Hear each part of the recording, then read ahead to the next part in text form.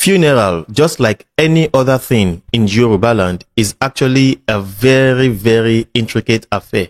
Actually very complex. And that is so because ours is a very unique understanding when it comes to death. We see death, iku, in a different way from that of the rest of the world. So we treat everyone who experiences death with utmost caution and concern, knowing that before long it is going to be us to be thus treated. Our belief of life existing in three worlds influences our understanding of death and also our Asha Isinku. The Yoruba posits that death is not the end of life. It only marks the end of a particular section in one single cycle. Obirilaye. This life is a cycle, just going repetitively round and round, repeating the same patterns, the same rhythms, the same vibrations. Ayé ń yí lọ, àwa ń tọ̀, ìrìn àjò la wà láyé. Life is a journey. You are going somewhere. Death only marks the end of a particular junction and initiates the start of a new beginning in that same journey. Death is dialectical, uniting two opposites. In death, we find both an end and also a new beginning. Dying here is only an elevation to the ancestral world, from where you journey to the world of the unborn, only to return here to the world of the living. And on goes that cycle of reincarnation, which is why we say things like Timba tun ayé wá, mi ò ní ṣègbà, àbí mi ò ní ṣàwò. Àtúnbí.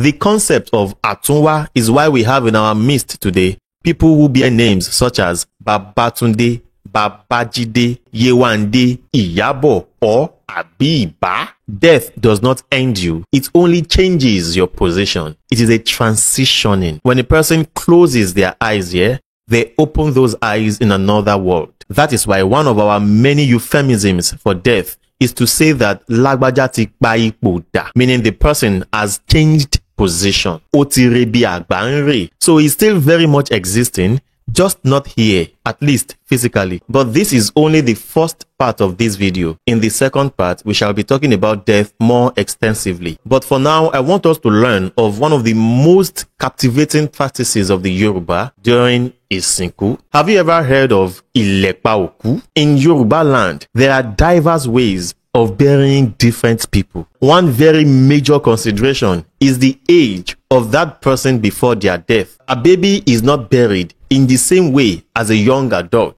and young adults are not buried like the grizzled ones. So we ask questions like, is it an ofo or okueko?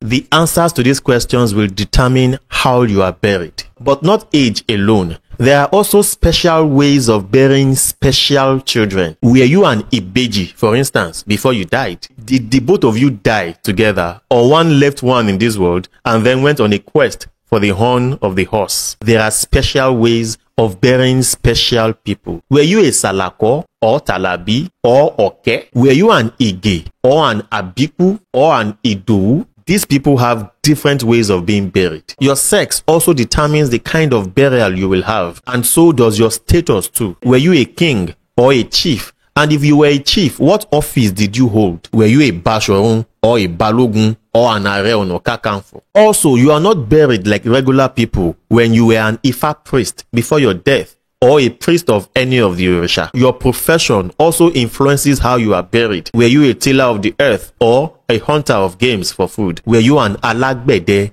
an Ode Akpeja? Were you an Onidiri, Anyon, Alubata, and what have you? Also, how did you die? Were you killed by a particular disease? Is it an incurable disease or a viral contagious disease? And where did you die? On a journey? In a strange land? Did you drown? Were you burnt by fire or thunder struck you? Were you an hunter that was killed by a wild animal? Did you fall from the top of a tree? All of these situations and very many more have systematized ways of dealing with them. The Yoruba are a very structured people in all things. Funeral, how we treat our dead, is a very, very complex big deal to us. Ó láwọn kan tá gbọ́dọ̀ fi eégún sin. Ó láwọn kan tó yẹ pé ikú wọn á gbé orò jáde. Ó láwọn kan tí a kò gbọ́dọ̀ sin sílé tó ṣe wípé nínú igbó kìjikìji là ń sin wọ́n sí. Bẹ́ẹ̀ ló sì láwọn kan tó ṣe wípé inú yàrá ni wọ́n gbọ́dọ̀ sin wọ́n sí. Akèrèǹgbè ni ó ju ibi tá sokùn sí. Òun ni ọ̀rọ̀ ìsìnkú jẹ́ nílẹ̀ Yorùbá. But I digress. We are supposed to be talking about Ilepa Oku. What is Ilepa? In those days, especially when elderly people were to be buried, the first son of that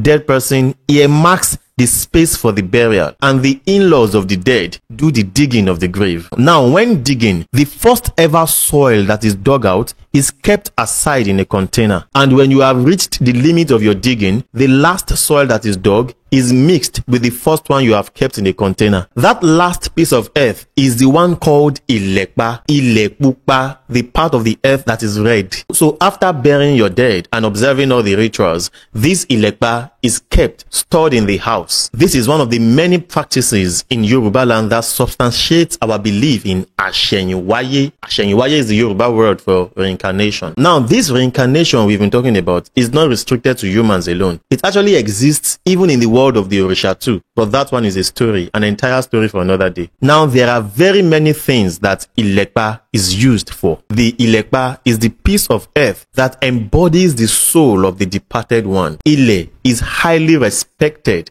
by the Yoruba people. If, for instance, a matter arises that concerns the person that has died, that Ilekpa is brought out as a witness. It isn't treated as just a piece of earth. It is actually regarded as the actual person, as though he's still living with them. So if anybody comes after your death and claims that you were owing them before you died, the Ilekpa is brought out and the person is made to say that same thing in the presence of the Ilekpa. If he is lying, it is believed that the spirit of the dead will visit him. Another example is the marriage of a young lady whose father is dead. In that case, the lady will go and stand on the father's Ilekpa and pray on it. You can even swear with the Ilekpa. It is believed to be so potent to the extent that if you lie, abitoba deja, you will suffer the consequences of that action immediately. So many very other profound and fascinating things to say about Ilekpa Oku.